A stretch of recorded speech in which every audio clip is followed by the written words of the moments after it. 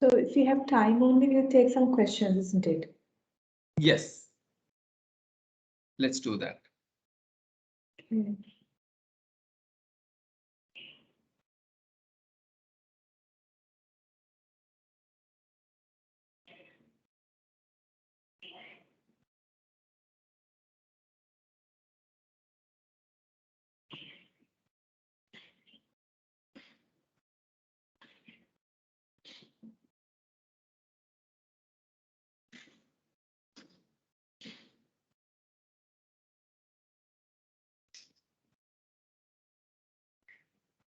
We'll give 1 more minute and then we can kick stuff. Yes, yes.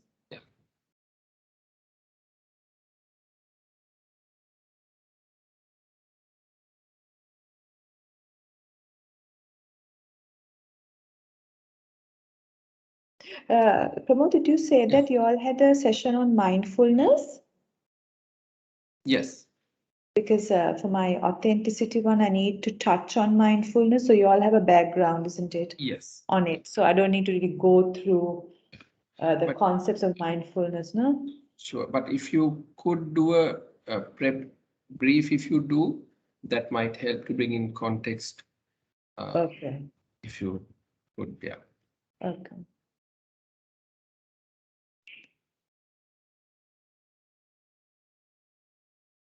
Okay.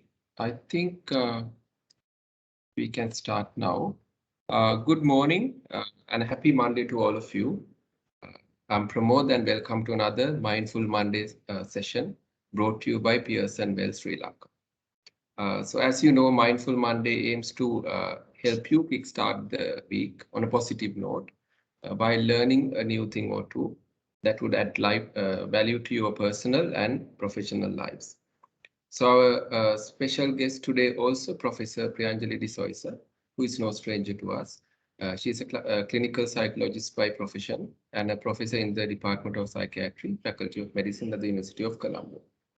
Last week, Professor took us through the key areas of parenting. And then today we will move on to talk about another important aspect about managing relationships. So Professor D'Souza, thank you very much once again for joining today. May I please invite you to commence the session today? Thank you.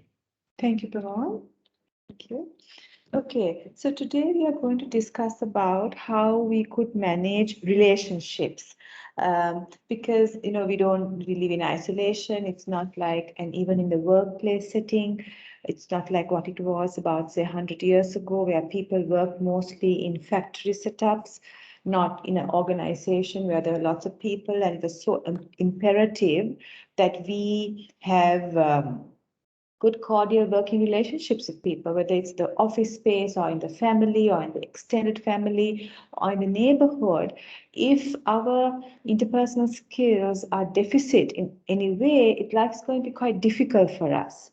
Most of us don't really have insight about ourselves. So we're always looking at others and finding fault in others. That's a tendency of a regular human mind. So we might think that we are quite psychologically okay and interpersonally okay, but you would think, our boss is not okay, or the neighbor auntie is not okay, or my spouse is not okay, or my child's teacher is not okay. Why are they not okay? Why are they treating me like this? So if we can have many cordial interpersonal relationships, life becomes so much more smoother. As a psychologist, many times people come and tell me their problems, and even if they don't tell me their problems, we observe, and it's a second nature. And I always tend to think as to why would you want to make life so difficult for yourself and others around you by being and behaving the way you're behaving, and where there can be so much more healthier and happier and more peaceful ways to coexist with others. Why do you want to be a drama king or a drama queen? And, just, I mean, there are people whom we come across who just doesn't like the status quo to be peaceful. They just need some conflict. And if there is a conflict, they just go and make it up for themselves. It's like, you go into a beautiful garden, like one of those beautiful Zen gardens, and everything is nicely swept and in order. And someone just has to go and, rake up a pile of garbage so that everything goes here and there. Now they're really happy because now they have to sort it out. And there are human beings like that. You may be one of them. So, but does it really add anything to your life behaving this way? So today we're going to talk about managing relationships and forging deep connections, because really we can't live alone, and it is very beautiful to have lovely relationships. I personally feel that's one of the best things that life could give you. So I'm talking to you today about how to form deep connections. And these are all for you, not for how you could advise somebody in your life to be. But these are things that you need to do. Let's forget about everybody else, okay? So, okay, just.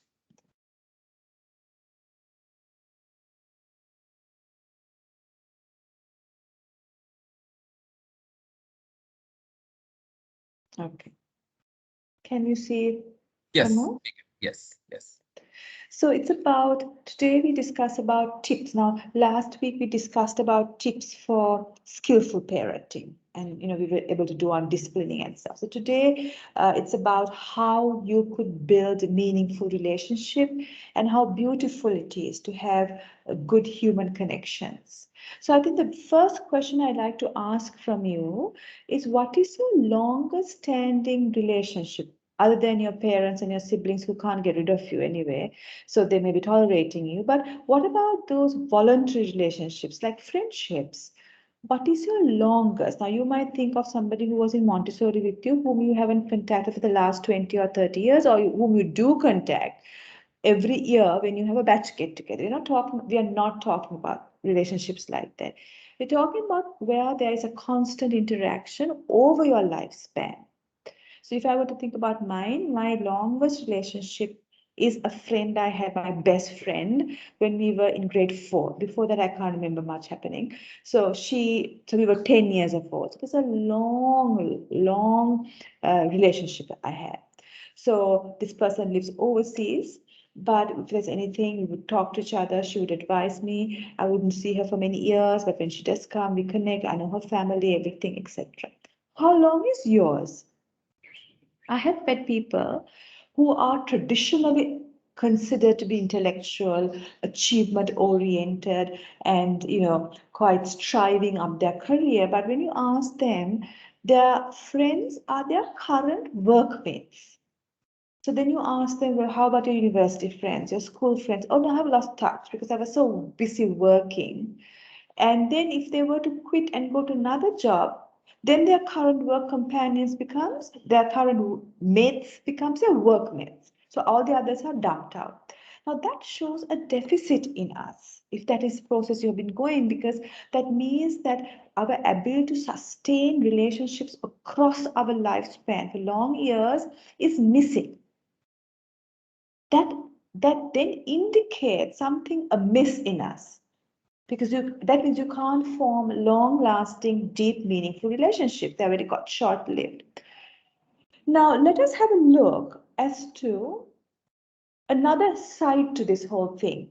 Sometimes we are with people who are there with us when things go well, but suddenly they seem to kind of forget our names when things don't go well for us. So opera, I came across this quote when I was making these slides. It was really nice because most people would love to ride with you in your limousine, but would be nowhere when you have to bus it. So another dimension of relationships is not only about yourself and your maybe weaknesses in maintaining and continuing relationships, but also people in your life who are not good for you, and you might want to let them go, but you're not. Even though it's so obvious, there are people who say, I still hang around with my best friend, I still hang around with my partner, but whenever I have a problem, they don't even answer the telephone. Why would you want to stay with that person if that person isn't there for you when you're in need?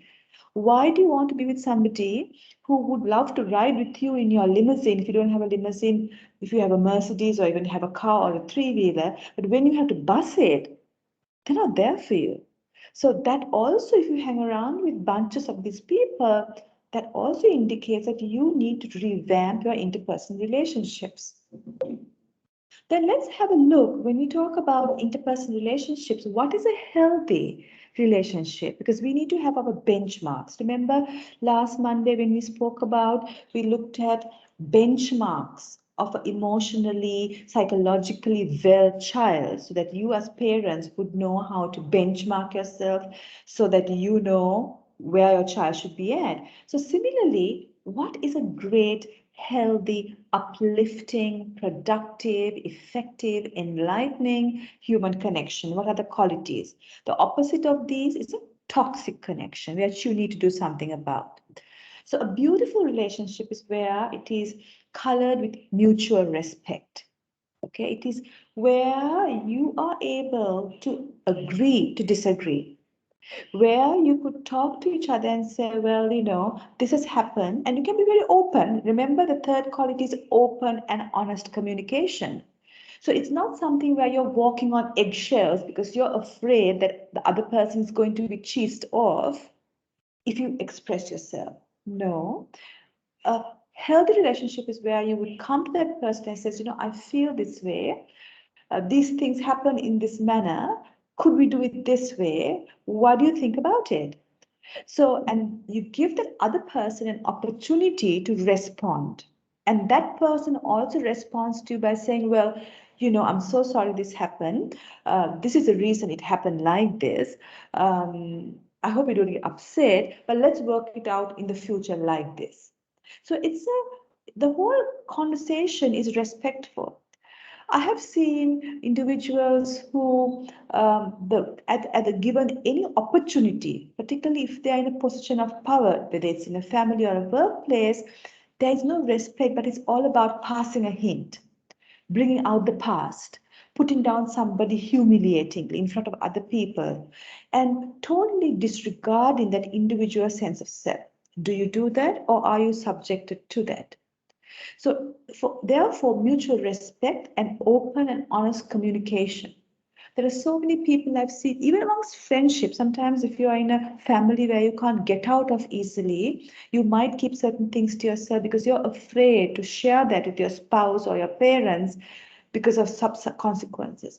But some people, even with friends, who are not very kind to you. Now, I remember many years ago, it's about 25 years ago, a bunch of my friends from school, we went out, and one of my particular friends are not very kind to people who are less well off.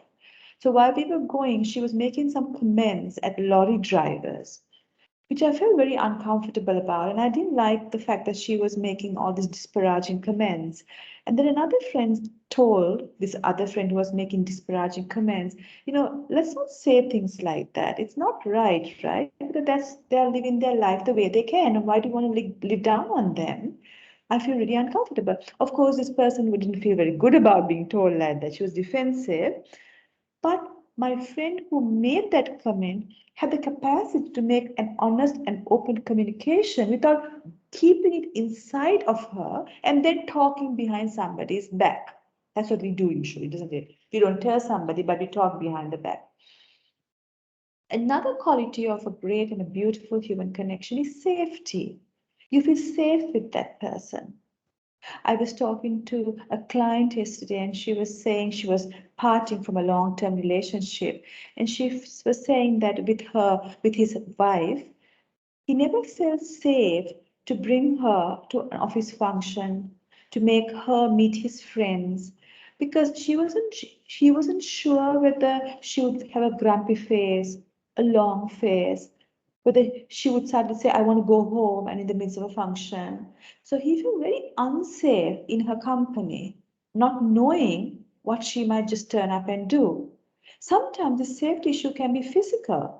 You might be in a physically abusive relationship. As a psychologist, we constantly see women, particularly women, men is not that much as women, but though men also get physically violent, people do become physically violent in intimate relationships against women, but women are the majority.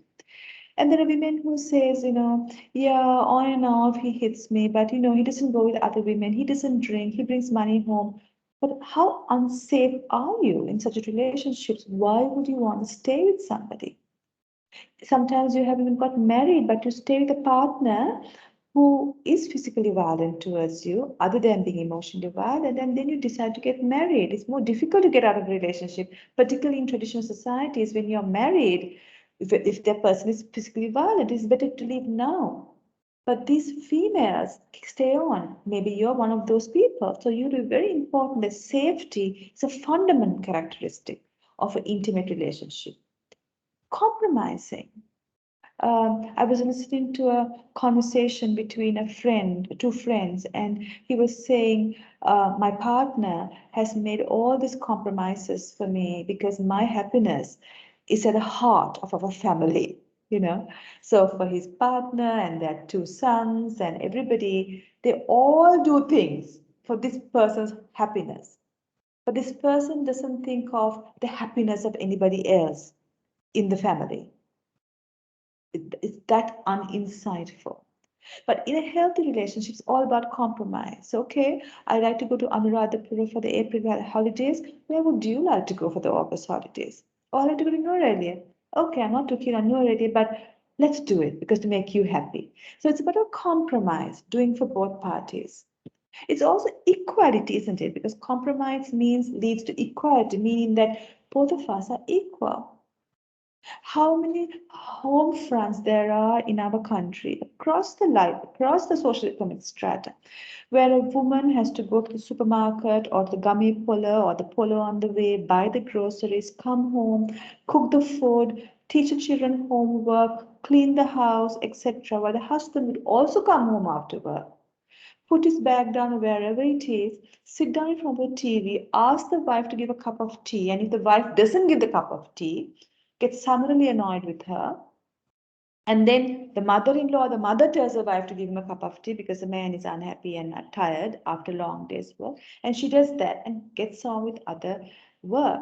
I think I was reading some labor statistics, and it was about 25% or 43% of unpaid labor in household functors are women. I mean, these statistics aren't quite accurate, but it's quite a huge number. So there's no equality there. Even in platonic relationship, there will be one friend who is the one who's always calling, who is texting, who's organizing get together, while the other person just comes along, and if those are not organized, they just forget about you. There's no equality there. There should also be independence. You can't be codependent on a relationship where it's only you, me, you, me, you, me. You can't do that. Especially in intimate relationships, we see this issue where it's all about. I've seen, family setups where I might be talking to a relative, and some nowhere the spouse just rushes in and just stands there like a log because they want to know what's happening. So this kind of breathing space for the other party is not given. It's a very codependent relationship where they may be checking phones, they may be checking where you are. The moment the person gets in the car, every 5-10 minutes, you're calling and checking. There may be reasons for this distrust. Maybe certain kinds of betrayals have happened, but there are different ways to handle those rather than encroaching on somebody's independence, because that stifles the person and finally kills a relationship. And of course, being supportive, being there for each other. I listened to a lot of YouTube clips on self-development because I'm really interested in something, because I talk on those things. So there was this YouTube clip that I subscribed to where this lady, she talks about relationships. And she was saying, I was really tired today and I had to make this video clip and I wasn't really sure how to set up the equipment at home. And then my husband came home and he himself was tired. It was a long weekday. But he kept everything aside and set up all the video equipment for me, and I felt so supported. And even I told him, "Why don't you come along and let's do the video clip together?" And that's being supportive, isn't it? Rather than saying, "I'm so tired, just get on with your thing. I'll do my thing."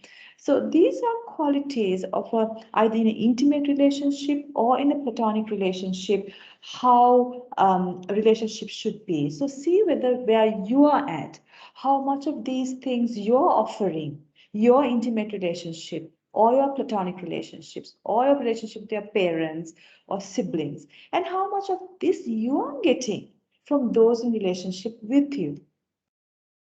Now, having said all that, how do we really up the quality of our relationships. How do we build and maintain deep connections? Because remember, we really can't fix other people. I mean, I might desperately want to have a friendship with somebody, platonic or otherwise, but if that person isn't interested in me or is downright abusive towards me, there isn't really much I could do to change that person. But there's all the things that you could do to change yourself in order to maybe attract a better person into your life, or attract better persons into your life. Or maybe your change might be a catalyst for that other person to change and become a better version, or that person might just go away. Whatever it is, you're changing the status quo by changing yourself, by having a different perspective on life. So how do you do that? So these are the bunch of tips I'm going to give you so that your relationships will come at a better footing from now on if you practice these things on yourself. The first is, I think, it's a perspective that different people look at the same exact situation and see it totally differently. I mean, we don't want to accept this. I would love it if everybody sees the world the way Pianjali D'Souza sees it, because it makes so much life easy for me. But they don't, because they're not me. It is sign A. Pramod is Pramod. Inoka is Inoka. There's no other people like that in the world. So if myself or Pramod or Inoka expects everybody else to think and behave and believe like I do, it will never happen. And there will be people who drastically have opposing views to us, drastically. But we may have to live with them. Maybe they are part of your family now or your workmates. So having the perception that people look at the world with different filters, and that has a lot to do with their childhoods. I spoke about it last week. The fact that the environment in which I was brought up in really molded me. Because we know the first 5 years of a child's life is so very important. Then we build up on that as when we go to school environment experiences. So school and particularly family. So my family upbringing, Pramods or Inokas are the people that I know in this group, so I'm mentioning their names, and everybody else. So for example, I'll like to tell you about a person who was telling me her story. So she was in a relationship with this, her partner who loved her very deeply, and she was cared for him. And this girl was in her early 20s and the guy was in his early 20s. He needed to marry her.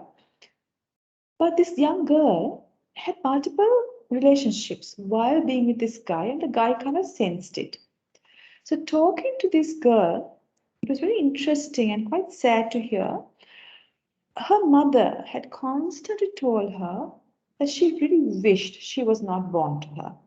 So, told my client that the mother told her, my client, that she really wished this girl was not born to her. My client's parents had parted when she was very young. The father had another relationship, moved on. The mother had the two little girls to look after. One of them was my client. So the mother felt very constricted having to look after these two girls, and she couldn't get on with her life.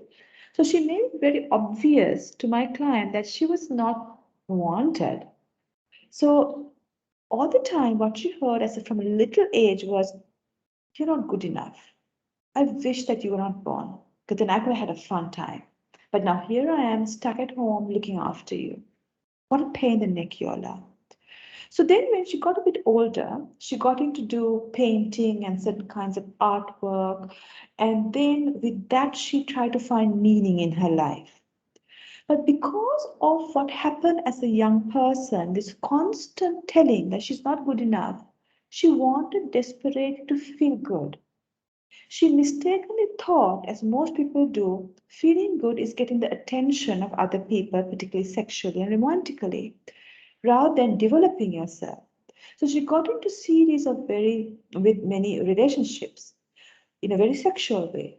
But for her, this sexual relationship meant love, acceptance, lack of abandonment that she didn't get when she was young. You see, so why I gave you this story and somewhat an extreme one is to show that all who we are is highly colored with our past. Of course, we can rechange, we can put a different spin on our past and change ourselves. That's why psychologists like me are there for. But these things affect us. So when we get into a workplace, or even in a family setup, or even with your own partner, they may have a totally different perspective because what they come from is different to you. They may be abusive towards you. That doesn't mean you're going to tolerate that. But at least you can understand where they are at and then take a decision to leave if you want. So the first thing is, in order to build and maintain deep connections without dumping everybody at the drop of a hat, is to know that everybody has their story and they're acting and talking based on that story. You don't want to buy into that story, that's a different matter, but understand that anyway. The second thing that we need to really keep in mind, and these are points that we need to keep in mind as we go along in our life, is that people change. It's a really unfortunate truth, isn't it? I remember when I was at university, I was 18 years when I went to university, and at that time there were these three very special people in my life, friends who were at university with me. And very naively, I just remembered this a few weeks ago, very naively, I thought one day when I had gone with these three people, we had gone to to the cafe, and that was a big time to go to, a big thing to go to a cafe at university. And this is 18, and I was 18 years, like I think it was 1990 or something. I was in India, so cafes weren't common as well at that time. And I remember at that time, I was so happy to be in the company of these three people that I thought, Pianjali, just life is just fabulous for you.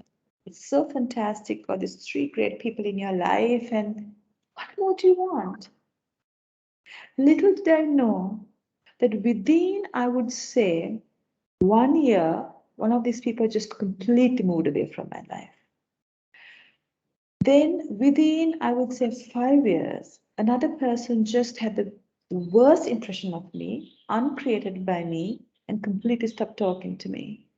The third person, up to this day, has an extremely complicated and a very envious relationship by me. Not what I want to, but that's what happened. They may be having their own perceptions of me as to why they moved away, but whatever it is they did, and it is their opportunity to move if they want to. But what we sometimes do is we hang on, even when you are unwanted. It's a sad thing to say, but sometimes people may want to move away from us, and they're allowed to move on, isn't it, rather than hanging on. How many times we see people who are so afraid that somebody might move away from them, they put the other on a guilt trip. Or they might even go on to harm their bodies, cut their arms, or, if you go, I'm going to kill myself. If you go, I'm going to cut myself. Don't go away. Or they will get their parents to talk to that person and say, please be my friend, please be my partner. Why? Because you're so in love with that person, you are very interested in that person, you want that person's friendship, or they offer something to you that you think another person can't give you. Whatever it is, you hang on. But if you understand that people change, and change is a fundamental quality of the human nature, or nature per se, it will be easier for you to let go of people who want to leave you. And that's the truth. Another aspect is you may be willing to do more for others than they are for you. Last week, I did a program on psychology for another entity, and it was not on relationships, but it was more on post-COVID and adapting to the new way of life. And one of the things I spoke about was again on relationships and how to be in relationships. And one lady at the end of the workshop said, I do so much for other people, so much more than they do for me, and I always end up getting hurt. And that can be you. Because remember, if you go out there into the society to help people, getting hurt comes as a parcel. It's like, if you make a cup of milk tea, there's milk and sugar. Sugar is optional, but there's definitely milk and tea in it. It comes together, it's milk tea. Likewise, if you go out there into the society, either doing huge charitable projects or just helping one or two people in your life, be prepared for people to maybe make a story about you, not appreciate you enough, or for you to go away somewhat hurt. Because why again? It is because people look at others differently. I remember many years ago, I was at an uncle's place and we had a party, and this couple was supposed to also come for the party. And it was like a couple that my uncle didn't know that well, but they were invited. So this car comes along and suddenly it falls into a drain. So we realized it was my uncle's friend's husband who was driving and had gone to the train. So my uncle was ever willing to help, just rushed out and called people on the road. And while this car was being lifted and tried to be pulled out, the gentleman who was driving the car was just standing and waiting, like, you are like so important, you all just help. And so everybody pulled out his car and he said, thank you, and got in the car and drove into the garden. Some people are like that. And he may be like that for some reason, not necessarily because he's an ungrateful human being. Remember, he comes from his own life history. So therefore people say, I'm so tired of helping others. I don't want to do it anymore. I just get my hands being burnt. And what's the point? When you help others, what happens is your ego, your self-centeredness, your tendency to be self-enveloped gets chipped away periodically. Being self-centered is a huge burden that we carry, which we don't know we carry. That is why people who are very arrogant, very egoistical, walk around as if they have just swallowed the bicycle handle or a molgaha. They think the entire earth, if not the entire solar system, is resting on their shoulders. And if one like head shape with the planet Earth, the Jupiter, Saturn, everything will follow. And we think, oh, how arrogant we think of them. Have you thought of what happens in their head? When you're arrogant, when you're self-centered, when life's all about you, it's a great sense of loneliness and discomfort in you. There's a disconnection between you and the other person. There's a softness in life. So when you decide, therefore, not to do for others simply because you're afraid to get hurt and fingers burned, you become disconnected with others. You become a very clinical, cold kind of a person. So, therefore, in maintaining and building and maintaining deep relationships, what is really important is to do your thing anyway. But assess people. Sometimes we might be giving and giving and giving to a family member because you have no choice, you're in that relationship. And years go by, and you see that this person gifts you in words, but not in actions. When you're sick, this person is not there for you.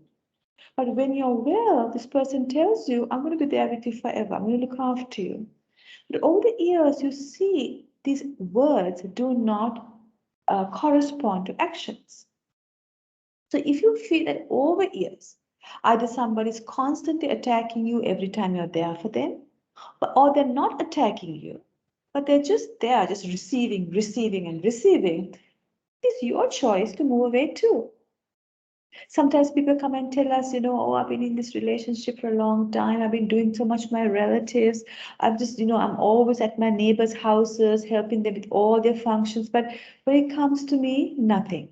So you have a choice. Either you be your good self and do your thing anyway, or don't do your thing rather than simply complaining. The fourth dimension is choose your inner circle wisely. Because remember, I spoke about Oprah's quote. It's really up to you to decide who your friends are going to be and who your inner circle is. Because remember, the inner circle are the ones who really you can go to for any problem. Like, for example, if you're at office today and not working from home, and somebody calls you and says, we heard a huge blast at your home just now, a neighbor calls and you live in Panipitya, and your office is in, say, World Trade Center. It's a long way, and you are supposed to mediate this webinar and all that, and you can't hardly go there. Do you have a friend, a close person, whom you can call, who would take time off their schedule on Monday morning and go and check up on your house?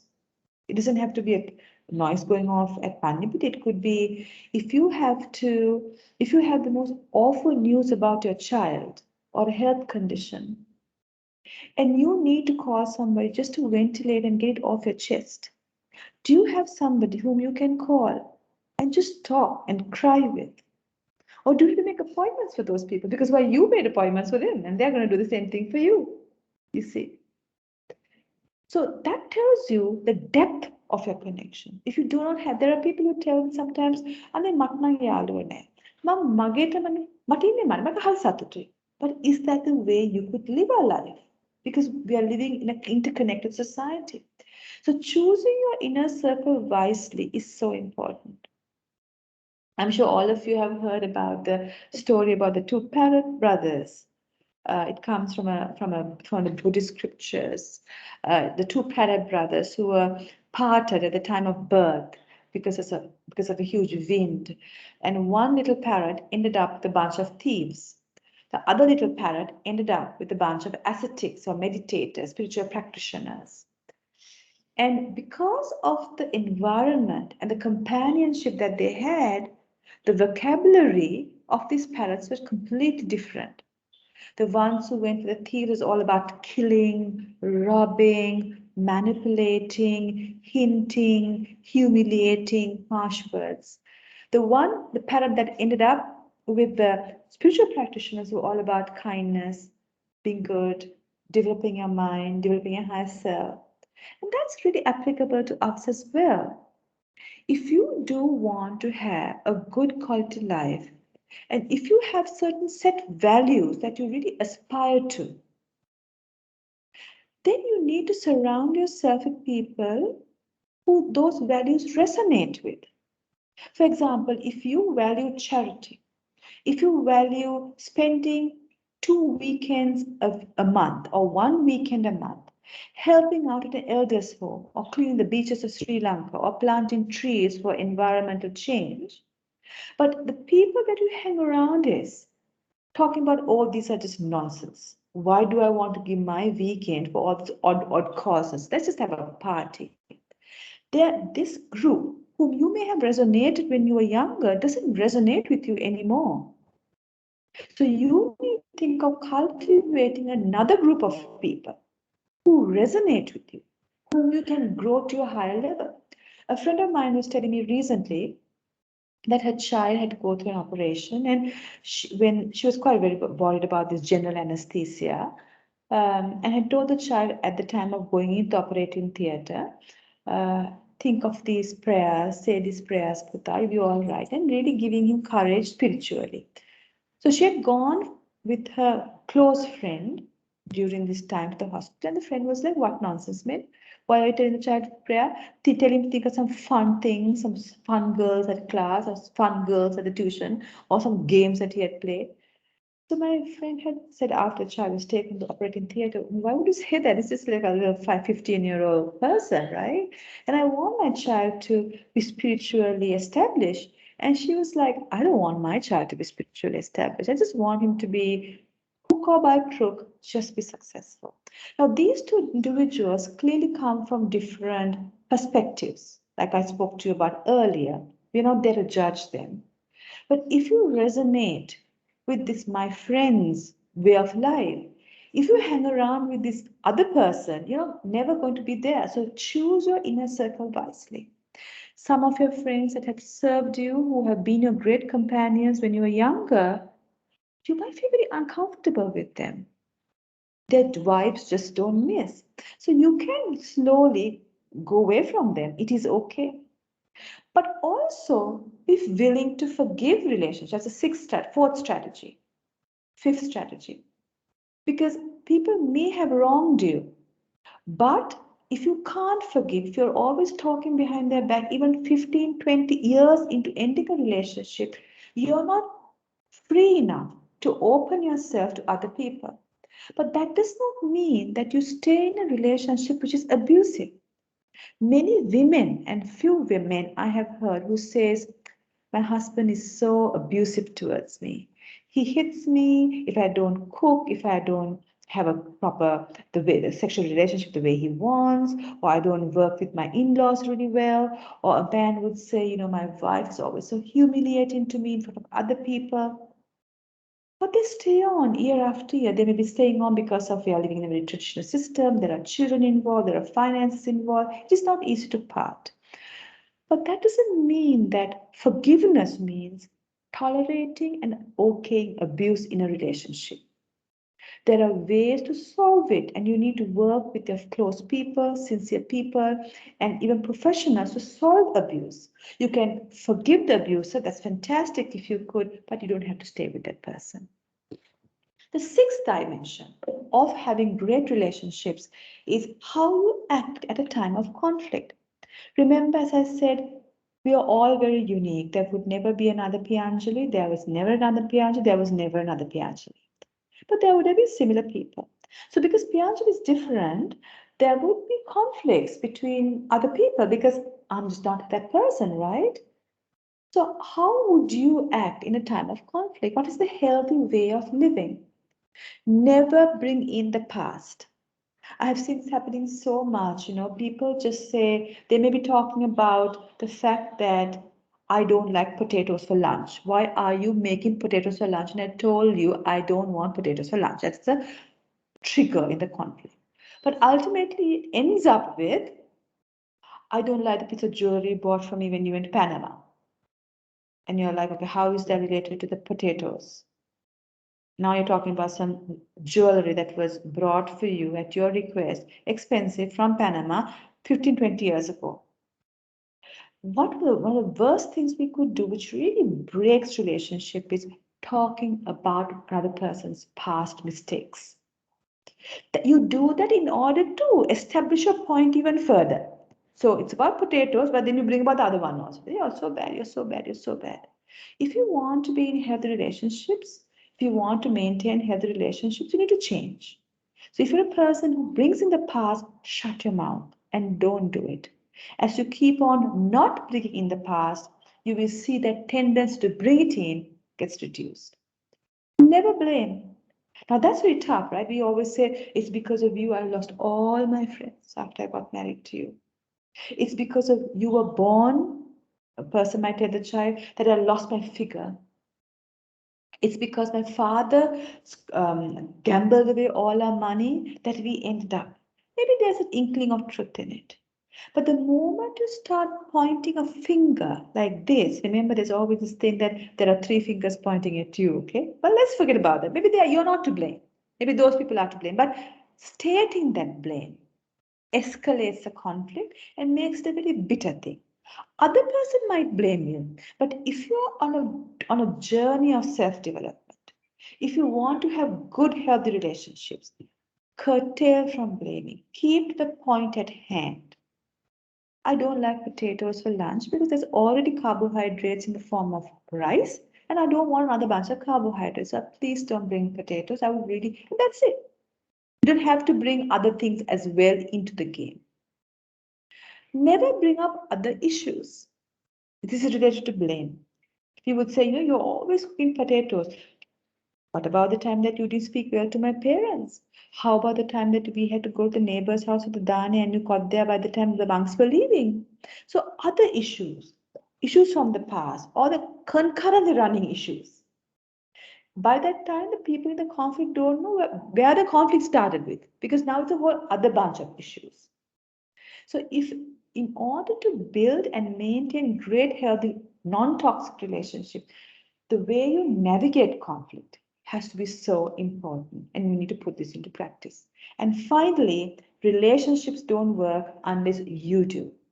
As you become the better and better version of yourself, you attract the people for you. Thank you very much. I think it's 9:45 now. Thank you so much, Professor. Thank you. Um, so today also we had a very interesting session, and thanks for your time, Professor. Uh, as you know, this is a series of events happening for the next couple of Mondays as well. So next Monday, it will be around the topic of authenticity. If you do have questions, keep them dropped in this chat so I can forward it to Professor to take it up towards the end of the series. So until then, thank you and have a great week ahead. And Professor, thank you so much for joining today as well. Thank you all. Thank you. Thank you.